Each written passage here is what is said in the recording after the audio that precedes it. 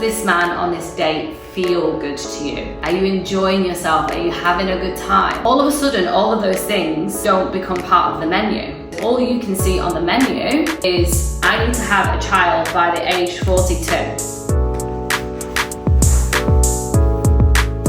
Doing this one thing changed everything for me. And if you are a woman in midlife and you are desiring to be in relationship and you're feeling the fear of still being single, you're going to want to watch this video. Hi, my name is Krystyna. I am a dating and relationship coach for women in midlife, and I uniquely work with your nervous system and body-based healing. I just really want to share that firstly, you're not alone in this, and I've definitely found myself in this space. I've been wanting a man, and I've been searching for a man, and I've been looking for a man, and I've been wondering, where is that man? Why do I not have a relationship yet? Why am I still single? And I know that so many women live in this space of this urgency and this longing, to the point where it feels really lonely, and you start to believe that there is something wrong with you, that you're broken, that you need fixing, that there must be something inherently inside of you that is so broken, that is so unworthy, because you don't have that relationship. This is so common because so many women, when we were younger, we were completely Disney-fied. We were told that when we grow up, we have to marry and be in a relationship, and when we are, then we'll be secure, then we'll be fulfilled, then we'll be happy, we'll have our happy ever after, like Cinderella, like Jasmine, like all of the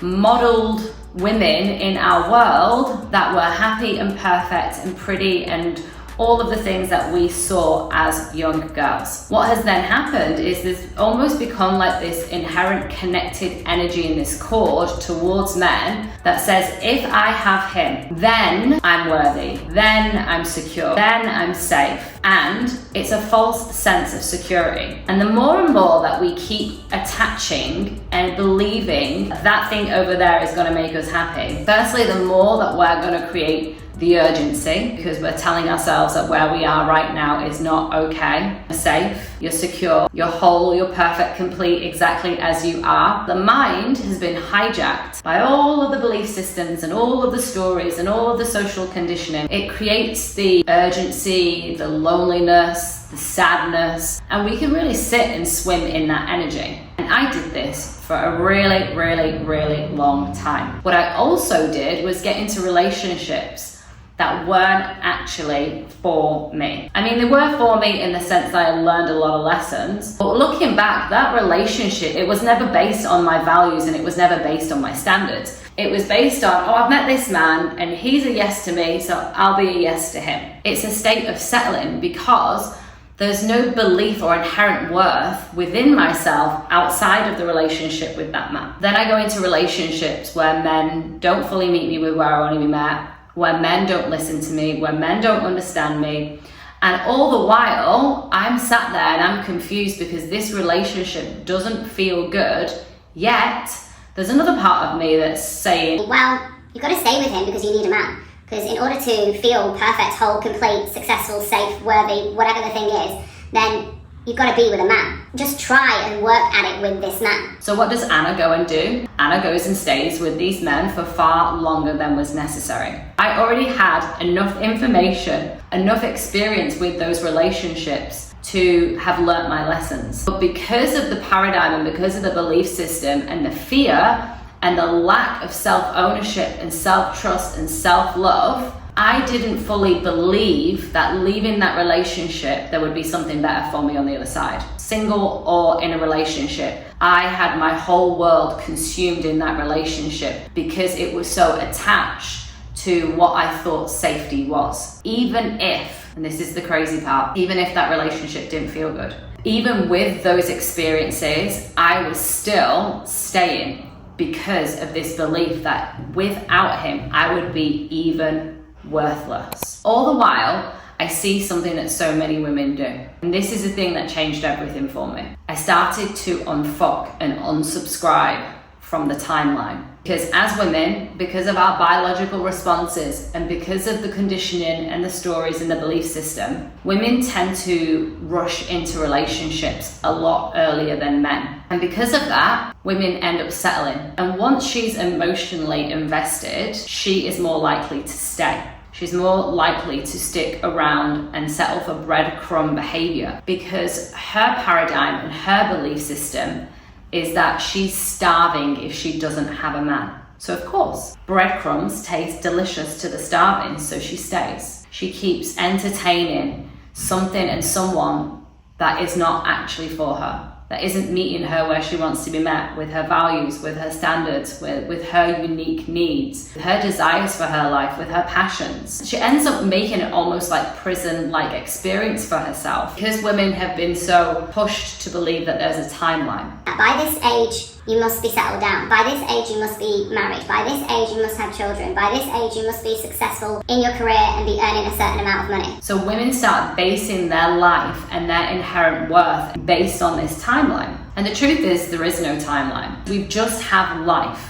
Of course, if you're a woman that wants to have children, the more that you focus your attention on that age or on that timeline, the more sense of urgency that you're going to create. You inherently then create lack of self-trust within yourself because you're hyper-focusing on an age and a timeline and a frame versus what feels good for you. Does this man on this date feel good to you? Are you enjoying yourself? Are you having a good time? All of a sudden, all of those things don't become part of the menu. All you can see on the menu is, I need to have a child by the age 42.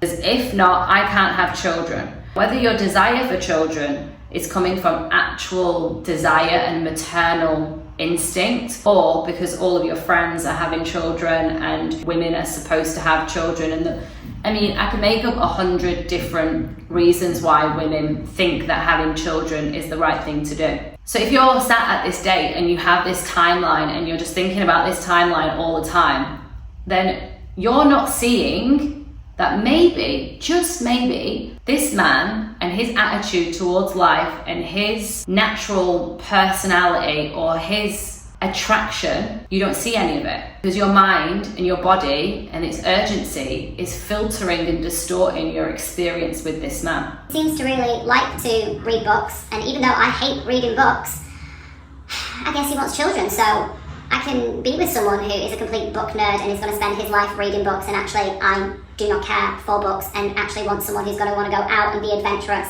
and socialise more versus reading books. So you can already start to see, and that's just one small example, how a woman on a date can bypass these seemingly small pieces of information that actually are really important, because 5, 10, 15 years later down the line, when your husband is sat there reading books and you're looking after 4 children and you can't remember the last time that you went on a solo or couple adventure together, you're going to start holding resentment. And I can tell you the resentment isn't going to be at him. The resentment is going to be at yourself, because you sat on that date and you fed yourself the story that it would be okay to be with a man who fundamentally had all of these things about him that you were a no to, but because he wanted the thing that matched with your timeline, then you said yes. Ultimately, then you start making decisions from that urgency. You make decisions from your dysregulation, which is a very narrow-minded type way of looking at something, and it doesn't actually put you in the feeling tone of what's going to excite you. It doesn't put you in your emotional body of what feels good. It puts you in your fear-based way of dating. One of the things that I really just want to leave you with is to start looking at the decisions, not ultimately in relationship, but the small decisions in your life. Do you make them from a sense of urgency? I need to do this now. I need to do this now. I need to just get it done. I need to get it over and done with. And do you actually create yourself any space to just pause or let something be done tomorrow? It doesn't have to be done straight away. I know for so many women in my world, my clients tend to be highly ambitious women that have a tinge and a flavor of being a high achiever, and equal parts to that desiring to be extremely independent and not actually being able to receive support from others. With that in mind, these women tend to be very, very action, do, go, and they don't allow themselves a beat and a breath to just create some space, to just be in nothingness. Nothingness can feel really uncomfortable. Let me tell you, in the nothingness, there is so much beauty in being able to pause. Why? Because those little pauses that you embody and create for yourself in each and every single day end up translating to the big pauses that you make in your life. So the next time you're on a date, there's no urgency to have to figure him all out straight away. There's no urgency into evaluating and analyzing him or yourself or your experience.